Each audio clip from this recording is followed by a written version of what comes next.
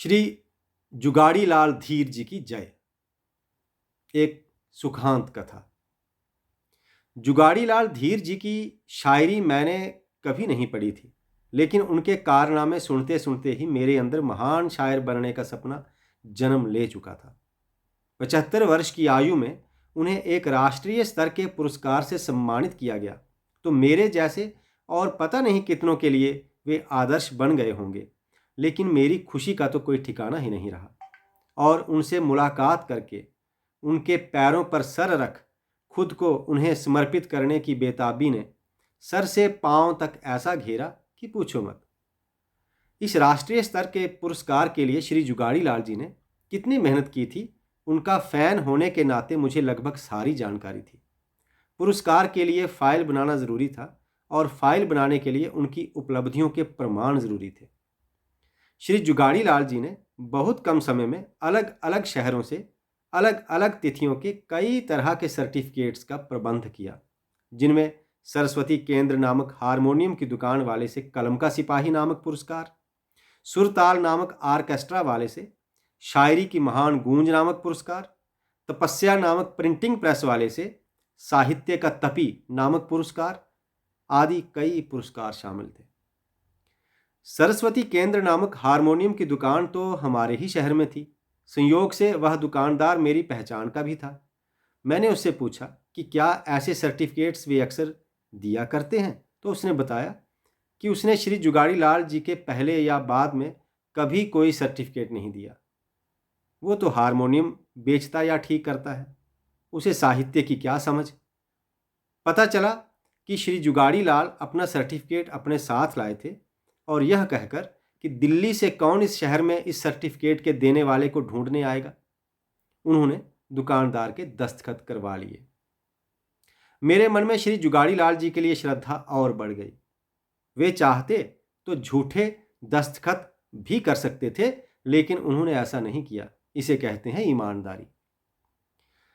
आज का दिन मेरे लिए बहुत शुभ था।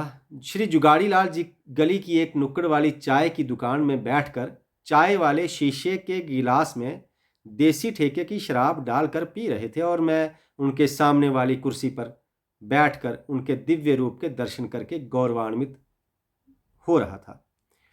तीसरे पैक को डीक कर आखिरी घूंट लेते लेते ही वे बोले, तुम्हारे बारे में सुनता रहता था, पता था एक दिन हम मिलेंगे। मेरे चेहरे पर मुस्कान खिल उठी। मैंने सुना था कि अगर चेला गुरु को तलाश कर रहा होता है तो गुरु भी चेले को तलाश कर रहा होता है। आज इस बात पर विश्वास बढ़ गया। मैंने उनके पैर पकड़ लिए। मेरी पीठ पर अपने ढीले हाथ से 2-3 थपकियां देते हुए उन्होंने मुझे पुनः सामने बैठने का हुक्म दिया। मैं उठकर फिर से सामने वाले कुर्सी पर बैठ गया। मैंने उन्हें बताया कि किस तरह मेरे मन में शायरी के प्रति और शायरी के कारण पुरस्कार मिलने के प्रति जुनून है। मैंने ये भी बताया कि अभी तक पुरस्कार को लेकर मेरा सफ़र भी अभी शुरू भी नहीं हो पाया है। श्री जुगाड़ी लाल जी ने अपने चेहरे पर एक संपन्न सी मुस्कान लाते हुए मेरी ओर देखा, पर बोले कुछ नहीं। मैं मनोविज्ञान जानता हूँ। मैं वो सब भी सुन लेता हूँ जो सामने वाला कह नहीं रहा होता। इस बार भी ऐसा ही हुआ। जुगाड़ी लाल जी की यह वाली मुस्कान बोल रही थी, दुख भरे दिन बीते रे भैया, अब मेरी शरण में आ गए हो तो कुछ ना कुछ मिल ही जाएगा। श्री जुगाड़ी लाल जी का पहला सबक, विद्या दधाति विनय विनयाद याति पात्रताम। संस्कृत के श्लोक में आखिरी 4 शब्दों के स्थान पर हिंदी के 3 शब्द ईजाद करने के पीछे भी उनका कोई हेतु रहा होगा। पात्रत्वांत, धनवात, प्रोति और सम्मान भी।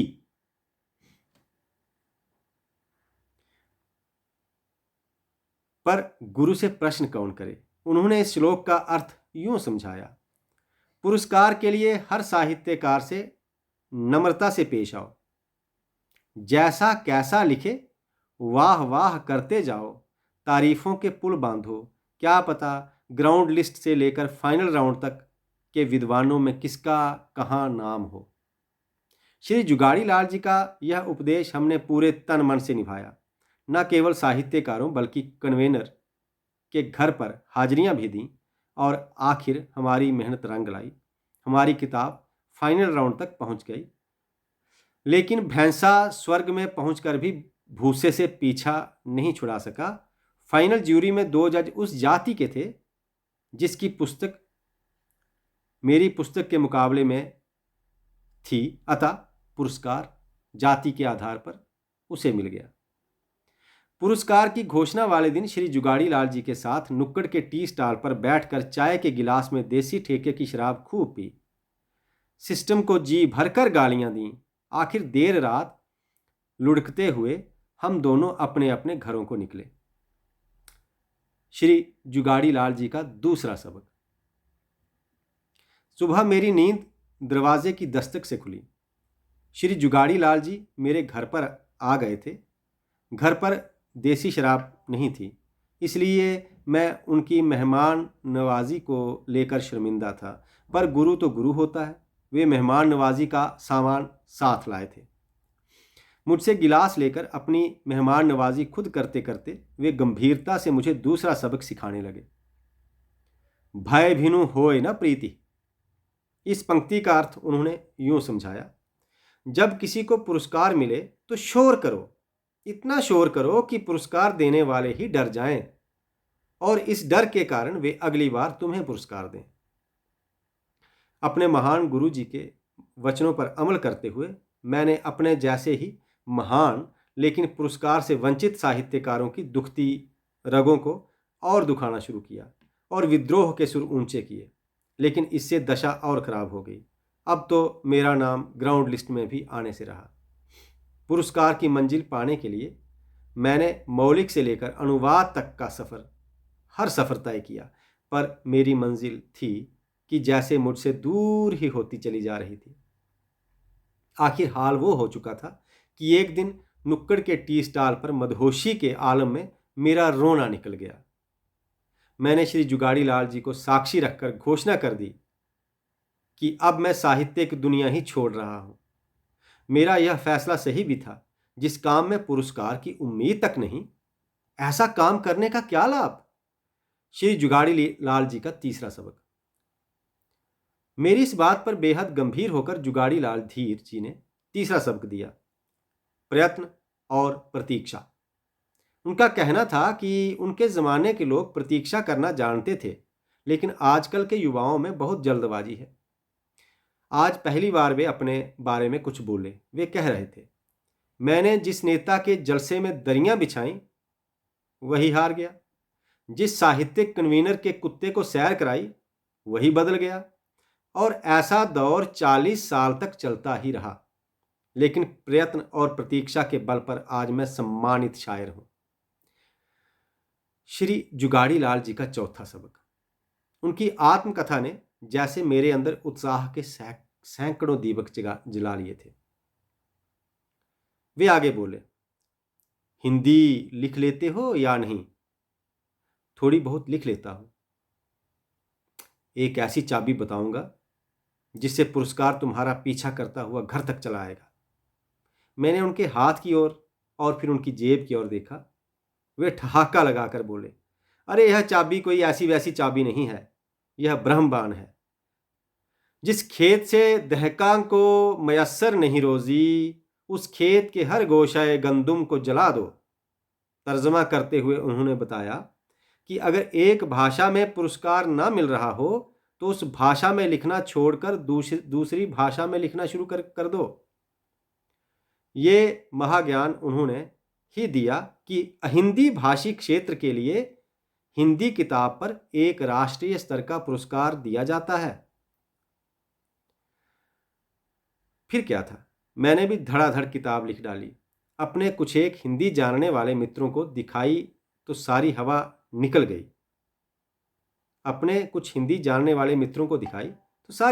गई।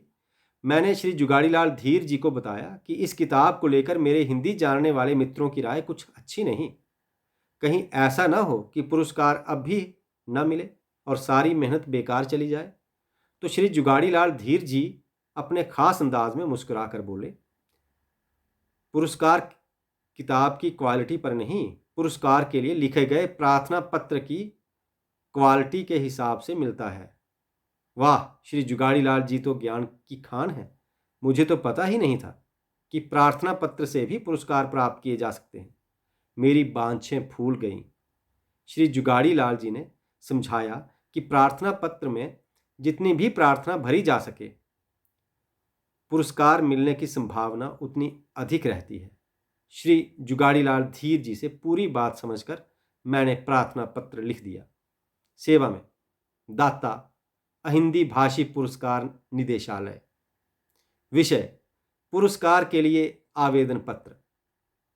महोदय, जैसा कि विषय पढ़कर आप मेरी मंशा समझ ही चुके होंगे, मैं साहित्यकार के रूप में पुरस्कार लेने के लिए मरा जा रहा हूं।